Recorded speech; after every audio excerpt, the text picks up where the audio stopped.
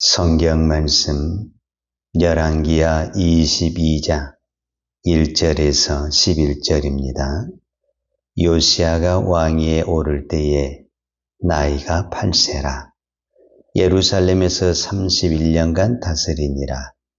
그의 어머니 이름은 여디다요 보스갓 아다야의 딸이다라. 요시야가 여호와 보시기에 정직히 행하여 그의 조상 다윗의 모든 길로 행하고 좌우로 치우치지 아니하였더라. 요시야 왕 18째 해에 왕이 무슬람의 손자 아살의 아들 서기관 사반을 여호와의 성전에 보내며 이르되, 너는 대제사장 hil기야에게 올라가서 백성이 여호와의 성전에 드린 곧 문지킨 자가 수납한 은을 계산하여 여호와의 성전을 맡은 감독자의 손에 넘겨 그들이 여호와의 성전에 있는 작업자에게 주어 성전에 부서진 것을 수리하게 하되, 곧 목수와 건축자와 미장이에게 주게 하고 또 제목과 다듬는 돌을 사서 그 성전을 수리하게 하라. 그러나 그들의 손에 맡긴 은을 회개하지 말지니 이는 그들이 진실하게 행함이니라. 대제사장 hil기야가 서기관 사반에게 이르되, 내가 여호와의 성전에서 율법책을 발견하였노라 하고 hil기야에게 그 책을 사반에게 주니 사반이 읽으니라. 서기관 사반이 왕에게 돌아가서 보고하여 이르되, 왕의 신복들이 성전에서 찾아낸 돈을 쏟아 여호와의 성전을 맡은 감독자의 손에 맡겼나이다 하고, 또 서기관 사반이 왕에게 말하여 이르되, 제사장 hil기야가 내게 책을 주더이다 하고, 사반이 왕의 앞에서 읽음에 왕이 율법책의 말을 듣자 곧 그의 옷을 찢으니라. 아멘. 오늘은 유다 왕 15번째 왕인 요시야 왕에 대해서 말씀을 살펴보도록 하겠습니다. 므낫세가 죽은 다음에 므낫세의 아들이 아몬입니다. 그런데 아몬은 우리가 이제 21장 마지막 부분에 보면 무슨 이유인지는 잘 모르지만 아몬이 2년 동안 왕의 자리에서 통치를 하는데 그의 신복들이 반역을 일으켜서 왕을 죽입니다. 그래서 그 신복들이 왕을 죽였는데 이 다음에는 백성들이 일어나가지고 그 왕을 죽인 신복들을 다시 또 죽이고 그 다음에 아몬의 아들 요시야를 왕위에 앉히는데 그때 요시야의 나이가 8살입니다. 그러니까 어떤 부분에서는 아버지가 비참하게 죽고 아주 혼란할 때 그것도 어린 나이에 왕이 된 사람이 요시야와 왕입니다. 어떤 부분에서는 요시야는 왕이 될 수가 없습니다. 그의 신복들이 아버지 왕을 죽였어요. 그러면 그 아버지 왕을 죽인 그 신복들이 가장 먼저 또 죽이려고 한 사람이 누구겠습니까? 당연히 그의 아들 요시야입니다. 그런데 뜻하지 않게 성경은 백성들이 일어나서 그의 신복들을 죽이고 그 어린 나이에 있는 요시야를 왕위에 앉혔습니다. 우리는 이것을 무엇이라고 말을 하냐면 하나님의 은혜다 이렇게 이야기합니다. 그러니까 하나님의 은혜가 아니면 요시야는 죽을 운명이 있었다 그 말이에요. 왜? 아버지가 반역자들에 의해서 죽었는데 왕의 권력을 가지고 있는 사람이 죽었는데 이 어린 8살이 어떻게 거기서 살아나서 왕이 됩니까? 말이 안 되죠. 그래서 오늘은 이 하나님의 은혜적인 부분에 대해서 말씀을 살펴보도록 하겠습니다. 우리가 보통 은혜라는 단어를 많이 쓰잖아요. 은혜는 무엇이 은혜냐라고 말을 했을 때 말로 설명할 수 없는 것. 분명히 사건도 있고 사고도 있는데 말로 설명할 수가 없는 것. 그것을 은혜다 그럽니다. 더 쉽게 표현하자면 돈으로 살 수 없는 것. 그것을 은혜다 이렇게 이야기합니다. 그러니까 이제 오늘 사건을 좀 더 쉽게 이야기하자면 우리가 잘 아는 대로 우리가 이제 열왕기하 19장, 20장에 보게 되면은 무슨 사건이 나오게 되냐면 아수르 왕이 유다를 공격할 때, 그러니까 그때 당시 왕이 히스기야 왕인데 히스기야가 왕이 있을 때 아수르가 약 20만 명, 18만 5천 명의 군사를 데리고 유다의 모든 성읍, 성경 외의 기록을 보면 약 48개의 성읍을 다 점령을 했다고 그래요. 이제 마지막 하나 남는 게 예루살렘 성읍입니다. 이 성을 약 20만의 군사가 다 포위를 했어요. 이제 왕이 공격 명령만 내리면 유다는 멸망하게 되어 있습니다. 그런데 문제는 하나님이 영을 내려가지고 하루 저녁에 아수르의 18만 5천 명이 송장이 되고 시체가 되었습니다. 이거를 어떻게 설명할 수 있습니까? 설명할 수가 없습니다. 이거를 뭐라고 그러냐? 하나님이 히스기야 왕에게 유다에게 주신 은혜다 이렇게 설명을 하는 겁니다. 그래서 은혜는 설명할 수가 없습니다.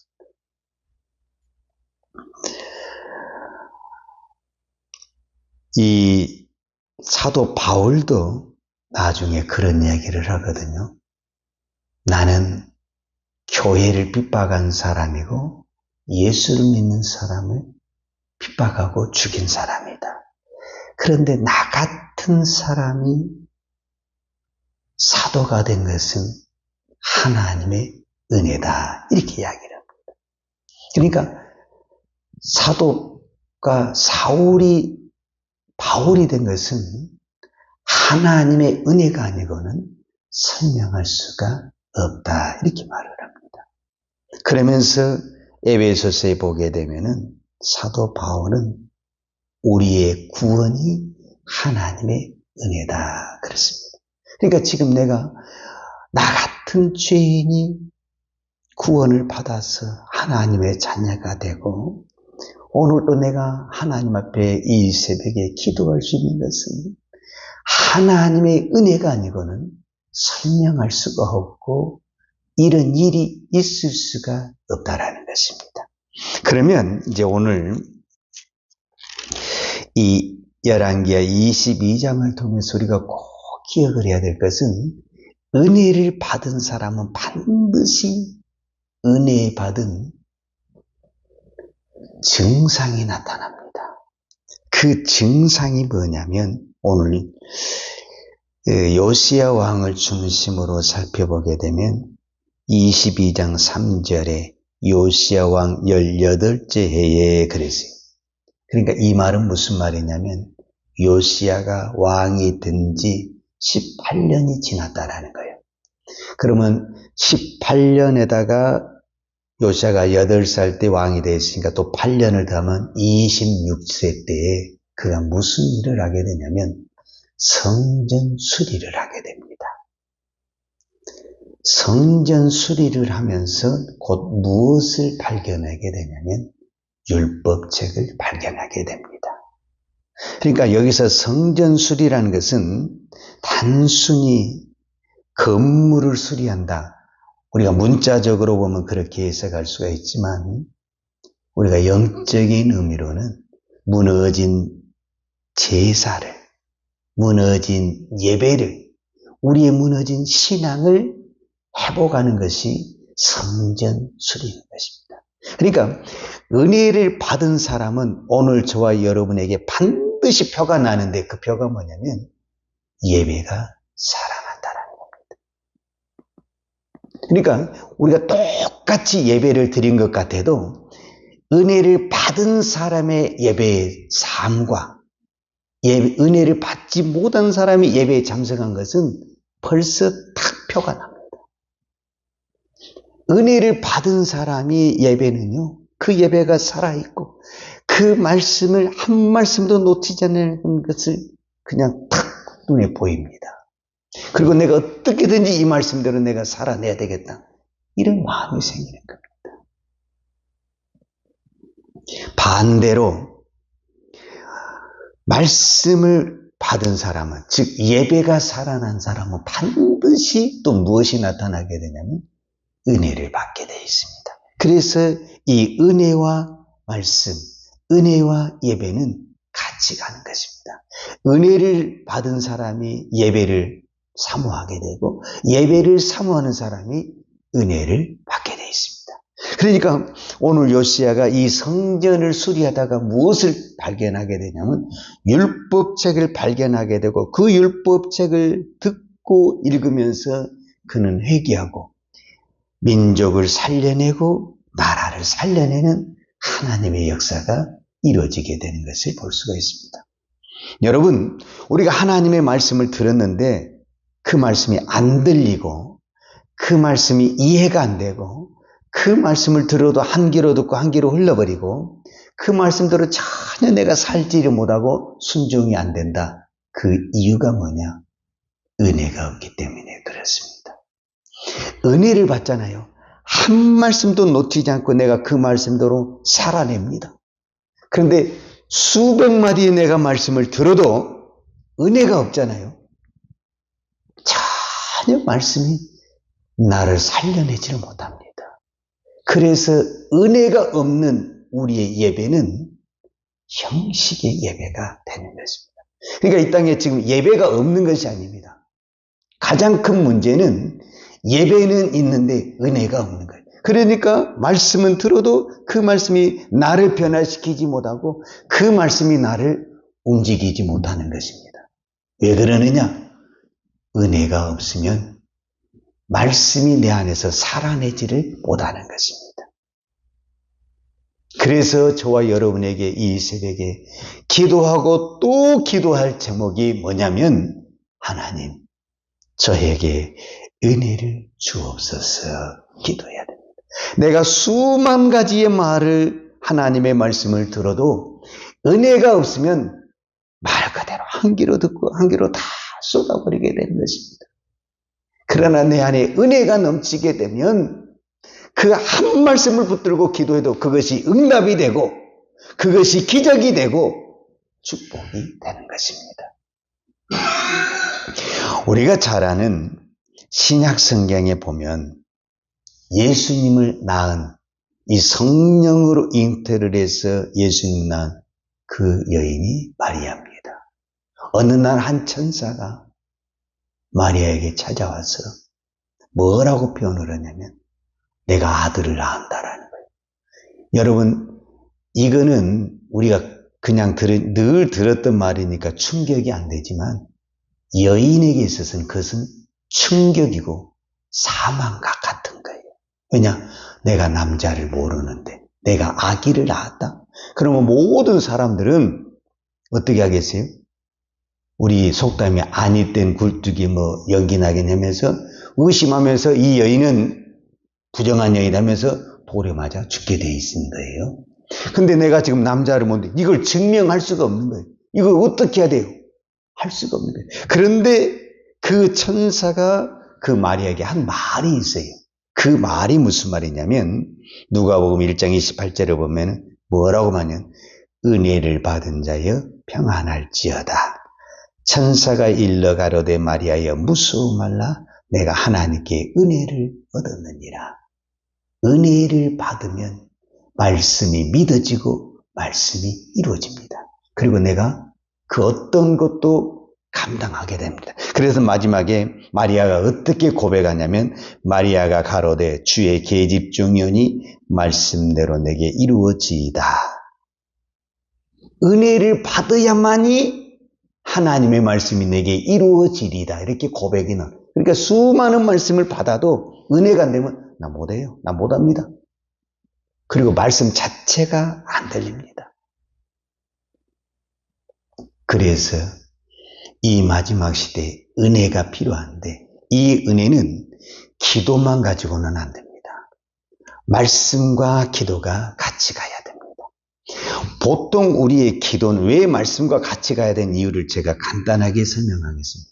말씀이 없는 기도는 대부분이 어디에 초점을 맞춰져 있냐면 지금 내가 필요한 것, 내가 바라는 것에 초점이 맞춰져 있습니다. 그래서 응답을 받아도 뭔가 부족하고 풍성하지 않습니다. 왜? 분명히 내가 받기는 받았어요. 내가 필요한 것을 응답을 받았는데도 내 삶이 풍요롭지 못하고 은혜가 넘치지 않아요.